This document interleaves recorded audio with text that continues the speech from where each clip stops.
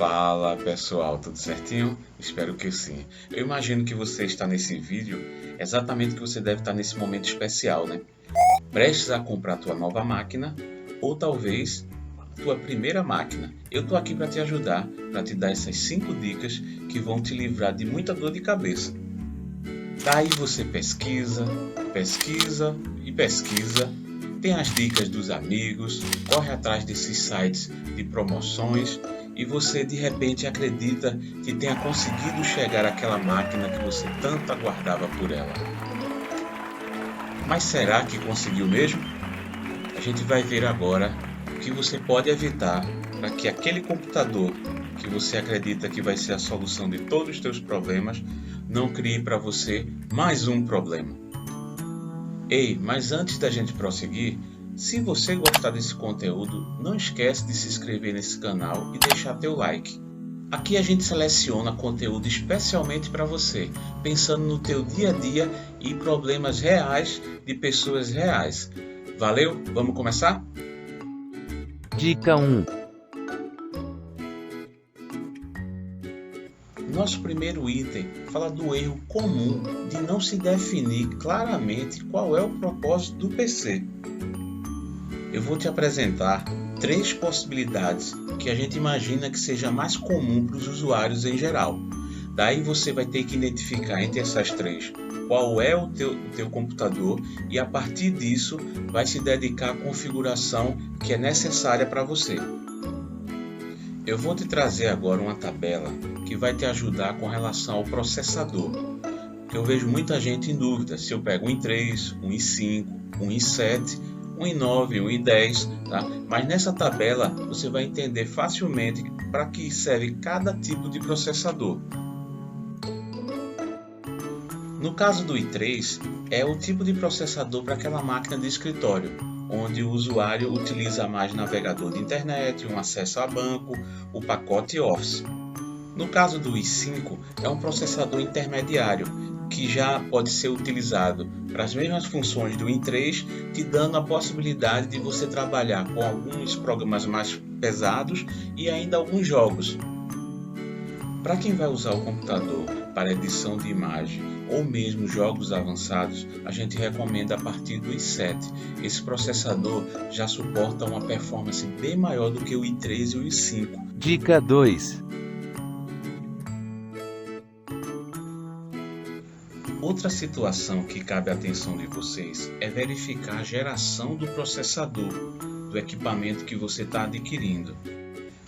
Na linha de processadores Core da Intel, a geração você identifica logo após a indicação do processador. Aqui a gente vê alguns exemplos. O i7-1165G7, o 11 indica que ele é de 11ª geração. O i9-9900K, o 9, que está destacado aí em amarelo, indica que ele é de 9ª geração. Já o i3-4350T, o 4, indica que ele é de 4ª geração. Daí você pode me perguntar, mas que diabos me interessa saber a geração do processador? Eu vou mostrar para vocês na tabelinha agora por que isso é tão importante. Na tentativa de vender computadores sempre mais baratos, esses mesmo que você leva só pelo preço na compra, muitas ofertas trazem processadores, pasmem vocês, de 2ª, 3ª, 4ª, 5ª, 6ª gerações. Esses processadores foram lançados nesses anos que você está vendo aí. Nesse anúncio que eu peguei na web, a gente vê um equipamento que está utilizando processadores de 1ª geração. Nem na nossa tabela existe os de 1ª. São processadores com a tecnologia muito antiga. Aí eu pergunto para vocês, você já quer adquirir seu computador utilizando tecnologias obsoletas? Eu acho que eu já sei a tua resposta. Então tenha muito cuidado na hora de adquirir a tua máquina. Sempre consulte qual é a geração do processador.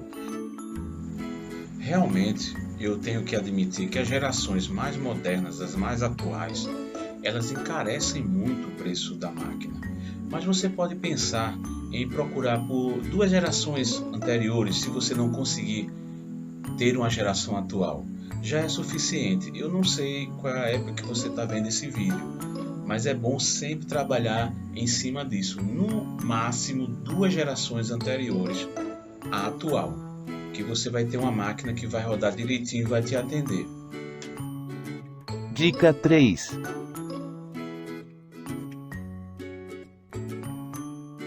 Outro item de importantíssima situação que você precisa verificar na tua máquina é a capacidade do SSD.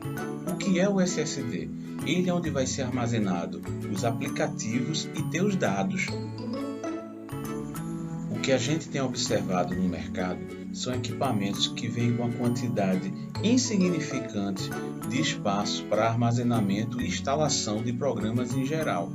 Por exemplo, a gente tem máquinas hoje, eu estou falando de um computador, que tem menos espaço de armazenamento do que um celular.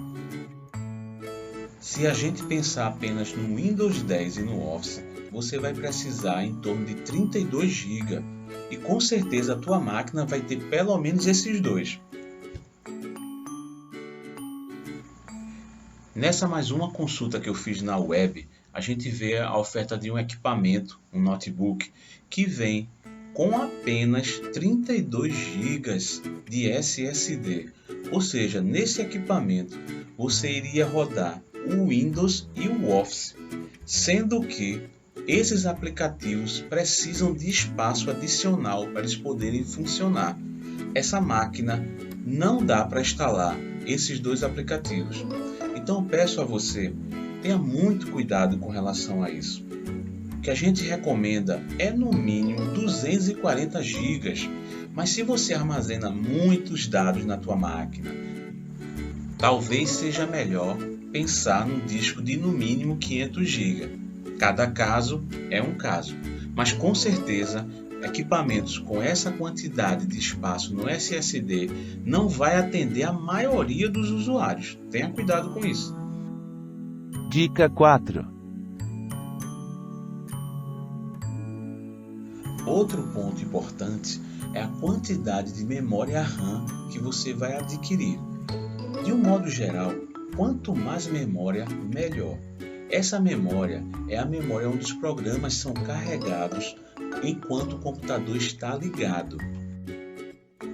Ou seja, quanto mais memória, mais programas podem ser carregados e menos congestionado fica a via para o carregamento desses dados, na memória. Então a gente recomenda hoje no mínimo 8 GB de memória, tá? Dica 5. Essa nossa dica derradeira tem a ver com o lado do consumidor consciente. A primeira coisa que eu queria deixar claro para vocês é que pesquise. Não aceite no primeiro instante fechar uma compra. Aquela promoção que se diz única vai acontecer de novo, garanto a você. O outro ponto é sobre o vendedor.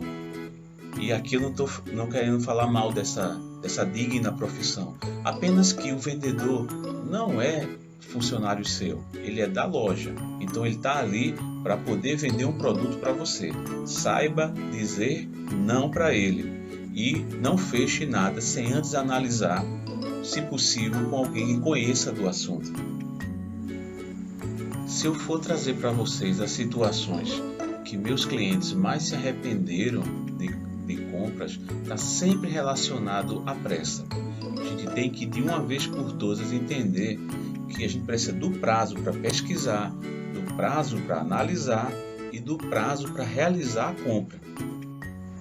Então pessoal, espero que esse vídeo tenha sido útil para você. Qualquer dúvida, coloca aí nos comentários que a gente responde, tá?